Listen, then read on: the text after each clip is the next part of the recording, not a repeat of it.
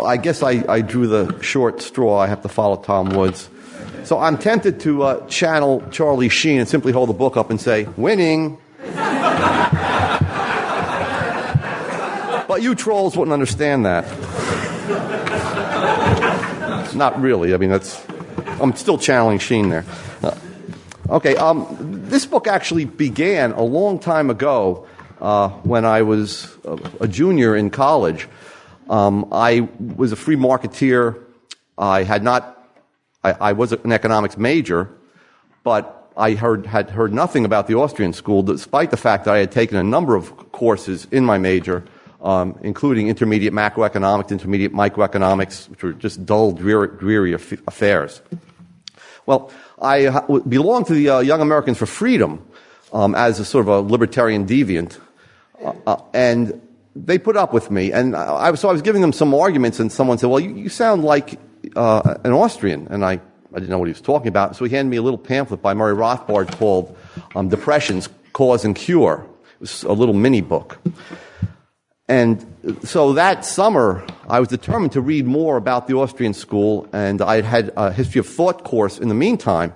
And there was a Jesuit professor there. I went to Boston College, a Jesuit school, who had talked about the early Austrian school and told us how this was sort of one of the few times in intellectual history that a group of great minds actually worked together to develop an intellectual position. And he was referring to the original Austrians, Menger, Bombawerk, and Wieser. So that piqued my interest also.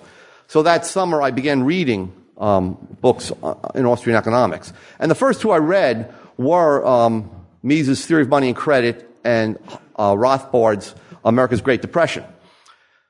Well, Mises and Rothbard and Hayek also were first and foremost monetary economists. And that's what struck me first and has really stuck with me through my academic career. So when I began to write articles, I began naturally to gravitate towards the Austrian monetary theory. And so my purpose initially was simply to fill in the gaps. You know, it's a great theory, but there were very few Austrians working on it, especially when I was going through graduate school. Really, Murray Rothbard was alive and Hans Sennholz. And so there were a few people that were working on monetary theory. So I began to write essays in monetary theory.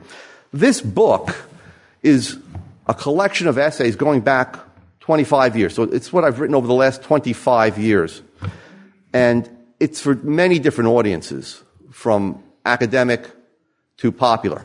However, it is, I must say, with all due modesty, written in clear English, pretty clear English. So anyone can understand it. I suggest that it's in 5 parts, that for those who know less about Austrian monetary theory, you read the book backwards, meaning that you read part 5, which is commentaries on Alan Greenspan and the debate between the Austrians on the one hand and monetarists and Keynesians on the other hand, part 4 on applications and so on. And then you work back to the more technical essays. The more technical essays come at the beginning of the book. There's the first section is on foundations of monetary theory. Let me just say a few words about some of the essays, though, and what I was trying to do in those essays. One essay that's sort of gotten some traction among sort of mainstream financial commentators is the true money supply. I noticed that Mises and Rothbard both held the concept of money as the general medium of exchange. Okay, whatever else money does, it permits us to store value over time, permits us to engage in accounting and economic calculation. All of those functions follow from the primary function of a general medium of exchange. So Mises initially came out with a definition of the money supply that Rothbard later showed was overly narrow. Okay, really, if you're going to define money as a general medium of exchange, you should include all items which are immediately spendable. Okay, so Rothbard touches on this in a few of his works. So in my essay, The True Money Supply, a measure of the supply of the medium of exchange in the U.S. economy, I tried to update Rothbard's work and extend it a little bit. And so I wrote this article, I think, in 1986. And I included, besides the currency everyone carries around and their checking account deposits. I expanded it, as Rothbard had done earlier, to savings accounts and also added in U.S. government deposits, which were included in the money supply up until the 1940s and then inexplicably were just dropped. And a few other sorts of monetary instruments that I believed, should be part of the money supply. Well, 2 years later, the Fed began to calculate something called MZM, the money of zero maturity, meaning that money that was immediately spendable. See, because in a lot of the Fed money supply aggregates, they include things like certificates of deposit, which are not immediately withdrawable, without penalty. In any case, it was written by someone who was, the concept was developed by someone who's now the president of one of the regional Feds, Robert Poole, I believe. In any case, so sort of the Salerno Rothbard theory of the money supply, which is very like this MZM, though they include things that we don't, such as money market funds, actually came out a few years before, and it has been tracked on the internet now. This money supply figure. The other article in that first chapter that I want to draw attention to is an article called Two Traditions in Monetary Theory. And what it does is it really shows that modern monetary theory goes back to a monetary crank. It has its seeds in the writings of John Law, the first central banker, and possibly coincidentally, a gambler and a convicted murderer. But that's ad hominem, so we won't go there. But it shows that this actually, his beliefs are actually reflected in sort of the theory that is espoused today by Bernanke and Krugman and other mainstream economists. Basically that spending cures all ills. Spending is a panacea, And that was rejected. In fact, all of 18th century monetary theory, after John Law wrote, was a reaction to Law's writings and to his destruction of the French currency in the early 18th century. And so I pick out one particular writer who has a very complete theory of money that's very pre-Austrian, a French writer, A.R.J. Turgot.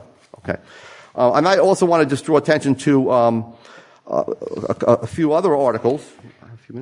One of which is an Austrian Taxonomy of Deflation, and there I have coined the term Deflation Phobia, which applies really to the Fed. I mean, what is the reason why they're pumping all this money into the economy? What is the reason for QE1, QE2?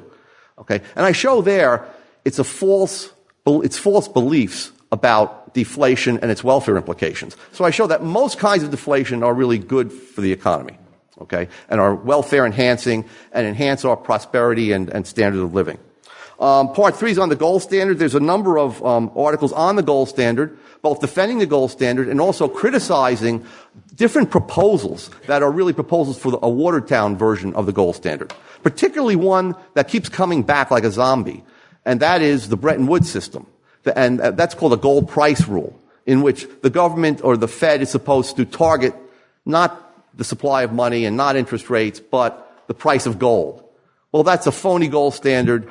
It existed from 1946 to 1971, and it collapsed in 1971 when President Nixon ignominiously declared a bankruptcy and closed the gold window in the U.S.